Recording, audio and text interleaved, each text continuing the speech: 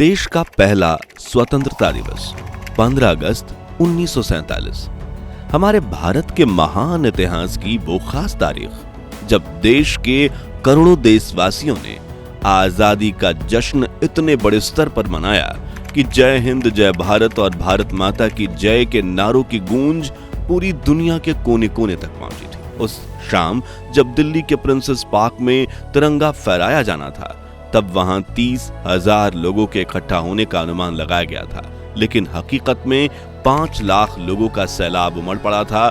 खुद पंडित नेहरू को लोगों के कंधों पर चढ़कर मंच तक पहुंचानी जद्दोजहद करनी पड़ी और लॉर्ड माउंटबेटन तो अपनी बग्गी से बाहर ही नहीं निकल पाए थे।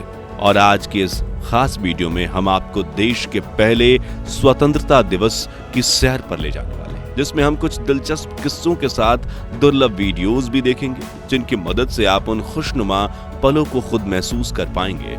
आपका सीना गर्व से चौड़ा हो जाएगा और आंखें खुशी के आंसुओं से भर जाएंगी। तो पूरा वीडियो जरूर देखें। मित्रों, द्वितीय विश्व युद्ध में भले ही प्राइम मिनिस्टर विंस्टन चर्चिल ने ब्रिटेन को जीत दिलवाई, लेकिन इस जंग में ब्रिटिशर्स की कमर टूट गई थी। दूसरी तरफ भारत में आजादी के आंदोलन की रफ्तार काफी तेज हो चुकी थी, जो देख ब्रिटिशर्स ये समझ चुके थे कि अगर हम भारत को आजादी नहीं देंगे तो वो हमें बेइज्जत करके देश से बाहर खदेड़ फेंकेंगे। ऐसे में नए प्राइम मिनिस्टर रिचर्ड एटली ने 20 फरवरी 1947 को ब्रिटेन की हाउस ऑफ कॉमन्स में घोषणा करते हुए कहा कि हम 30 जून 1948 तक भारत को पूरी तरह से आजाद कर देंगे। लेकिन समय बीतने के साथ कुछ ऐसा हुआ कि भारत को आजाद करने की तारीख और नजदीक आ गई। दरअसल भारत को आजाद करने की जिम्मेदारी देश के आखिरी वायसराय लुईस माउंटबेटन को दी गई, जो शुरुआत में इस काम में साल भर का समय लेने वाले थे, लेकिन देश की स्थिति अब नियंत्रण से बाहर होने लगी थी। तभी ब्रिटिश इंडिया के आखिरी गवर्नर जनरल सी गोपालाचारी ने माउंटबेटन से कहा कि अगर आपने 30 जून 1948 तक इंतजार किया तो वापस करने के लिए आपके पास कोई सत्ता ही नहीं बचेगी। ऐसे में लॉर्ड माउंटबेटन ने भारत को जल्द आजाद करने का निर्णय लिया और 30 जून 1947 को एक प्रेस कॉन्फ्रेंस में ऐलान कर दिया कि 15 अगस्त 1947 के दिन भारत को आजादी दी जाएगी। साथ ही भारत और पाकिस्तान नाम के 2 देश बनेंगे और इनके संविधान भी अलग अलग होंगे, जिससे लंदन में तो हैरानी का माहौल फैल गया, क्योंकि अब सोने के अंडे देने वाली चिड़िया 200 साल बाद उनकी कैद से आजाद होने वाली थी। लेकिन भारत में खुशियों का माहौल फैल गया, क्योंकि जिस आजादी के लिए लाखों फ्रीडम फाइटर्स ने अपनी जान दे दी थी, अब जल्द ही सभी देशवासी उस आजादी की खुली हवा में सांस लेने वाले थे। लेकिन क्या आप जानते हैं कि आजादी के लिए दिन 15 अगस्त को क्यों चुना गया? लेकिन आजादी का समारोह 14 और 15 अगस्त की दरमियानी रात को ही क्यों शुरू हुआ? तो इसके पीछे भी एक खास कारण था। दरअसल भारत के वरिष्ठ ज्योतिषियों के मुताबिक 15 अगस्त का दिन शुभ नहीं था। उन्होंने कहा कि ग्रह नक्षत्र की स्थितियों के लिहाज से 15 अगस्त को इतना महत्वपूर्ण काम नहीं किया जा सकता, और सौभाग्य से 14 अगस्त के दिन सितारों की स्थिति 15 अगस्त की तुलना में ज्यादा बेहतर थी। लिहाजा फैसला लिया गया कि 14 अगस्त 1947 की ठीक आधी रात को यदि भारत को आजाद किया जाए तो यह हर तरह से बेहतर साबित होगा। वायसराय लॉर्ड माउंटबेटन ने यह प्रस्ताव स्वीकार किया और 14 अगस्त की रात 11 बजे संसद भवन के सेंट्रल हॉल में इस स्वतंत्रता दिवस समारोह आयोजित किया गया, जिसकी शुरुआत सुचेता कृपलानी ने, जो 60 के दशक में उत्तर प्रदेश की पहली महिला मुख्यमंत्री बनी, पहले अल्लामा इकबाल के गीत सारे जहां से अच्छा और फिर बंकिम चंद्र चटर्जी का वंदे मातरम गाया, जो बाद में भारत का राष्ट्रगीत बना।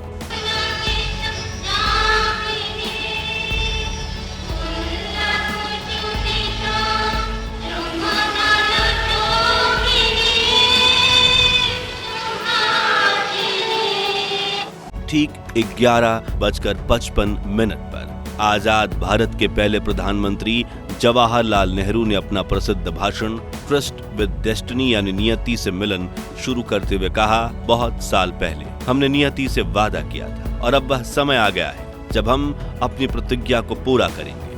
पूरी तरह से या पूरी तरह से नहीं, बिल्कुल बहुत हद तक। आधी रात के समय जब दुनिया सो रही होगी, भारत जीवन और स्वतंत्रता के लिए जागेगा, आगे उन्होंने कहा। अच्छा है कि हम इस वक्त खास तौर से इस बात को याद रखें, इस आज़ादी के दरवाजे पर जब हम खड़े हैं, कि हिंदुस्तान किसी एक फिरके का मुल्क नहीं है, एक मजहब वालों का नहीं है, बल्कि बहुत सारे, बहुत किस्म के, बहुत धर्म और मजहबों का है।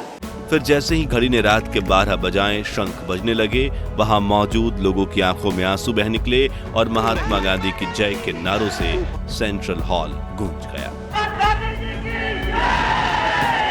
राष्ट्रपति सुभाष चंद्र बोस का 51 बैलों का रथ चंद्रबाबू की।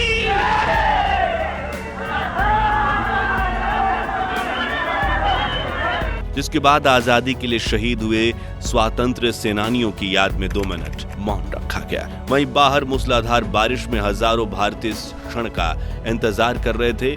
जैसे ही नेहरू संसद भवन से बाहर निकले, मानो हर कोई उन्हें घेर लेना चाहता था। वरिष्ठ पत्रकार खुशवंत सिंह बताते हैं, हम सब रो रहे थे और अनजान लोग खुशी से एक दूसरे को गले लगा रहे। कुछ समय बाद जवाहरलाल नेहरू और राजेंद्र प्रसाद लॉर्ड माउंटबेटन को औपचारिक रूप से भारत के पहले गवर्नर जनरल बनने का न्योता देने पहुंचे। माउंटबेटन ने उनका अनुरोध स्वीकार कर लिया। उन्होंने पोर्ट वाइन की एक बोतल निकाली और अपने हाथों से अपने मेहमानों के गिलास भरे।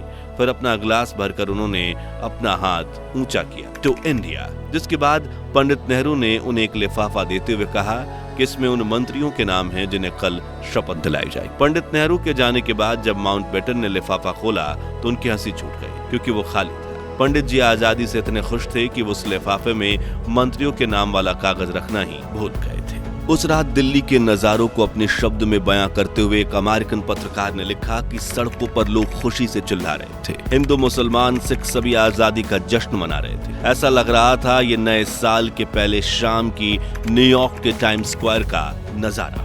मित्रों, आजादी का ये समारोह सिर्फ दिल्ली तक ही सीमित नहीं था, बल्कि देश के हर एक कोने से स्वतंत्रता दिवस का जश्न मनाया जा रहा था। जैसे सपनों के शहर मुंबई में शहर के मेयर ताज जैसे खूबसूरत होटल में यात्री भोज का आयोजन किया गया था। हिंदुओं के धार्मिक शहर बनारस में एक मुसलमान द्वारा राष्ट्रीय झंडा फहराया गया। तो वहीं उत्तर पूर्व के पहाड़ी शहर शिलोंग में गवर्नर ने एक समारोह की अध्यक्षता की, जिसमें 4 नौजवानों द्वारा राष्ट्रीय झंडा फहराया गया। इन नौजवानों में हिंदू, मुसलमान लड़के लड़कियां और 2 जोड़े थे। यहाँ दिल्ली में आजादी का जश्न मनाकर कुछ लोग अपने घर चले गए तो कुछ संसद भवन के पास ही हरे लॉन और फुटपाथों पर सो गए। 15 अगस्त की सुबह 8:30 बजे लॉर्ड माउंटबेटन ने जवाहरलाल नेहरू को स्वतंत्र भारत के प्रथम प्रधानमंत्री के रूप में शपथ दिलाई। आइए इस ऐतिहासिक क्षण की दुर्लभ वीडियो देखते हैं। और हमारे सब प्रधानों के सामने फेडरल कोर्ट के चीफ जस्टिस न्यायमूर्ति श्री हरिलाल कन्या के हाथों देश सेवा की शपथ लेते हैं। इसी तरह गवर्नर जनरल के हाथों अपनी नई हुकूमत के मुख्य प्रधान पंडित नेहरू और दूसरे प्रधान देश सेवा की शपथ ले रहे हैं। बाहर खड़े हुए लोगों का जोशो खरोश बढ़ रहा है, इस इंतजार में बेताब हैं कि कब नेताओं के दर्शन हों। आप हैं स्वतंत्र भारत के पहले प्रधान।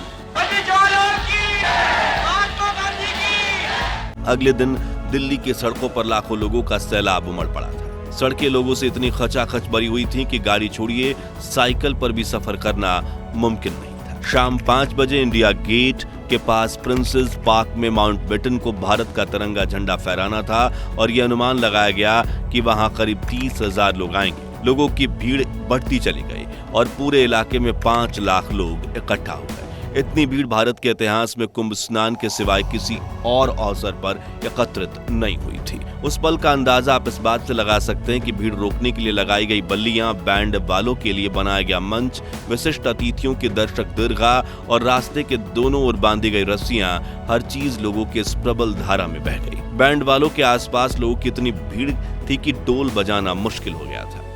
लोग एक दूसरे से इतना सट कर बैठे हुए थे कि उनके बीच से हवा का गुजरना भी मुश्किल था। इंग्लिश राइटर डोमिनिक लीपियर और लैरी कॉलिंस ने अपनी किताब फ्रीडम एट मिडनाइट में लिखा, उस भीड़ में हजारों ऐसी औरतें थीं जो अपने दूध पीते बच्चों को सीने से लगाए हुए थे, इस डर से कि कहीं उनके बच्चे बढ़ती हुई भीड़ में पिचक न जाएं। जब उन्हें भीड़ का धक्का लगता तो वो अपने बच्चों को उन्हें रबड़ की गेंद की तरह हवा में उछाल देती और जब वो नीचे गिरने लगते तो उन्हें पकड़कर फिर उछाल देती। एक क्षण में हवा में इस तरह सैकड़ों बच्चे उछाल दिए गए कि मंच पर खड़ी लॉर्ड माउंटबेटन की 17 साल की बेटी पामेला की आंखें आश्चर्य से फटी रह गईं और वो सोचने लगी कि हे भगवान, यहाँ तो बच्चों की बारिश हो रही है। पामेला बताती हैं कि जब वो वहां पहुंची तो पंडित नेहरू ने मुझे चिल्लाते हुए कहा, तुम लोगों के सिर और कंधों पर पैर रखते हुए मंच पर आ जाओ, वो बिल्कुल बुरा नहीं मानेंगे। तो मैंने कहा, मैंने ऊंची एड़ी वाली सैंडल पहनी हुई है जो लोगों को चुभ सकती है। तब नेहरू बोले, तो सैंडल को हाथ में लो और आगे बढ़ो। ये कहते हुए नेहरू भी लोगों के ऊपर से होते हुए मंच पर पहुंचे। फिर उन्हें देखते हुए मैंने अपनी सैंडल को उतारकर हाथों में लिया और इंसानों के सिरों के कालीन पर पैर रखते हुए मंच तक पहुंची, जहां मैं सरदार पटेल की बेटी मणिबेन पटेल के साथ जाकर खड़ी हो गई। उधर माउंटबेटन की बग्गी लोगों के सैलाब के बीच इतनी बुरी तरह से फंस गई कि वो उसमें से उतरने की सोच भी नहीं सकते थे। इसलिए उन्होंने पंडित नेहरू की तरफ देखते हुए चिल्लाकर कहा, लेट्स होस्ट द फ्लैग, यानी चलिए झंडा फहराइए। जिसके बाद प्रिंसेस पार्क में भारत का महान तिरंगा फहराया गया। माउंटबेटन ने अपनी बग्गी पर खड़े होकर तिरंगे की सलामी दी। जिसके बाद कुछ ऐसा हुआ जो अंग्रेजों के 200 साल के शासन में कभी नहीं हुआ। जी हाँ, भारत की जनता ने पहली बार दिल से अंग्रेजों के नाम का जयकारा किया। वो थे लॉर्ड माउंटबेटन। हर तरफ एक ही नारा गूंज रहा था, माउंटबेटन की जय, पंडित माउंटबेटन की जय।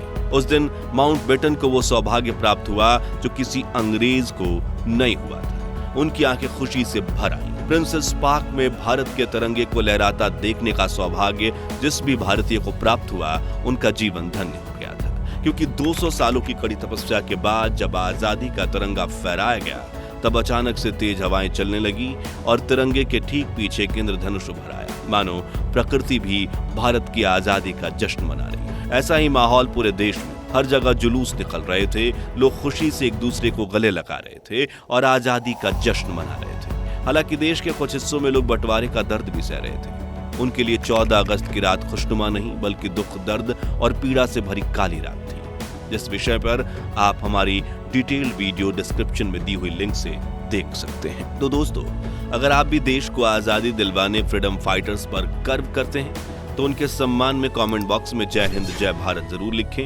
ये वीडियो अच्छा लगा हो तो लाइक और शेयर करके 11,000 लाइक्स के लक्ष्य को हासिल करने में हमारी मदद कीजिए। और भारत के महान इतिहास से जुड़े ऐसे ही दुर्लभ वीडियोस के लिए हमारे चैनल को सब्सक्राइब करके पास वाली घंटी जरूर बजा दीजिए। मिलते हैं अगली वीडियो में। जय हिंद, वंदे मातरम।